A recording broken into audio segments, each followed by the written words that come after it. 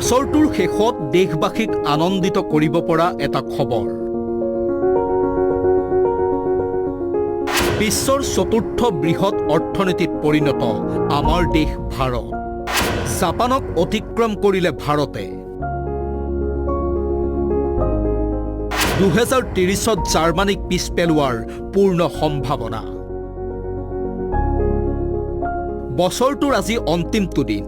ঘাত প্ৰতিঘাত হাঁহি ফূৰ্তিৰ মাজেৰে বছৰটো পাৰ কৰিলে দেশবাসীয়ে। 2025 বৰ্ষক বিদায়ৰ এই ক্ষণত দেশৰ বাবে আহিল এটা বিশেষ ভাল খবৰ। এই খবৰটোৱে প্ৰতিগৰাকী দেশবাসীকেই আনন্দিত কৰিছে। $4.18 ট্ৰিলিয়ন অধিকাৰী হ'ল ভাৰত।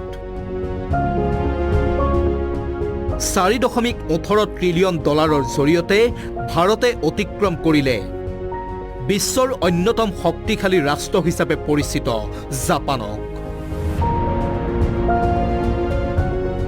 কেন্দ্ৰীয় চৰকাৰে মঙলবাৰে জাৰি কৰা এক বিবৃতিত প্ৰকাশ কৰিছে, $4.18 ট্ৰিলিয়ন মাৰ্কিন ডলাৰৰ মূল্যমানৰ জিডিপিৰে জাপানক অতিক্ৰমি বিশ্বৰ চতুৰ্থ বৃহৎ অৰ্থনীতিত পৰিণত হ'ল ভাৰত।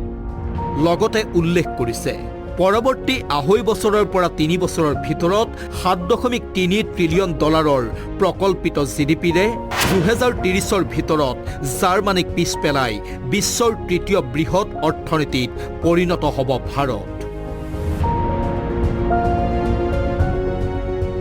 লক্ষণীয় যে বৰ্তমান বিশ্ব অৰ্থনীতিৰ শীৰ্ষত আছে আমেৰিকা যুক্তৰাষ্ট্ৰ, দ্বিতীয় স্থানত আছে চীন। ভাৰত চৰকাৰে নিজৰ বিবৃতিত উল্লেখ কৰিছে, 2025-26 দ্বিতীয় চতুৰ্মাংশত প্ৰকৃত জিডিপি বৃদ্ধিৰ হাৰ 8.2%। লগতে বৃদ্ধি পাইছে ঘৰুৱা উপভোক্তাৰ বজাৰ, নগৰীয় চাহিদা আৰু সম্পন্ন হৈছে ব্যাপক গাঁথনিগত সংস্কাৰ। ভাৰতৰ এই বিকাশত আন্তঃৰাষ্ট্ৰীয় বিত্তীয় প্ৰতিষ্ঠানসমূহে ইতিবাচক স্থিতি গ্ৰহণ কৰিছে।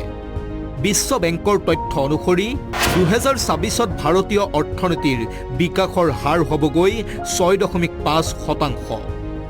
আন এক প্ৰতিষ্ঠান মুডিজৰ তথ্য অনুসৰি 2026ত 6.4% আৰু 2027ত 6.5% বৃদ্ধিৰে G20 দেশসমূহৰ ভিতৰত ভাৰতীয় অৰ্থনীতি হ'ব বিশ্বৰ আটাইতকৈ দ্ৰুত বিকশিত অৰ্থনীতি। ইফালে MFৰ মতে 2026ত ভাৰতৰ বিকাশৰ হাৰ হ'বগৈ 6.2%। 2024ত তৃতীয়বাৰৰ বাবে কেন্দ্ৰত বিজেপি শাসনলৈ অহাৰ পাছতেই দেশবাসীক প্ৰতিশ্ৰুতি দিছিল ভাৰতক বিশ্বৰ অন্যতম বৃহৎ অৰ্থনৈতিক দেশ হিচাপে গঢ়ি তোলাৰ। আৰু 2025 বৰ্ষৰ শেষৰ সময়ছোৱাত যেন এই খবৰটোৱেই পালে দেশবাসীয়ে। আৰু বিত্তীয় প্ৰতিষ্ঠানসমূহে ধাৰণা কৰাৰ দৰেই যদি সত্য হয়, তেন্তে বিশ্বৰ শীৰ্ষ অৰ্থনৈতিকভাৱে শক্তিশালী ৰাষ্ট্ৰ হ'ব আমাৰ দেশ ভাৰত। ইণ্টাৰনেশ্যনেল ডেস্ক, আছাম টক্স।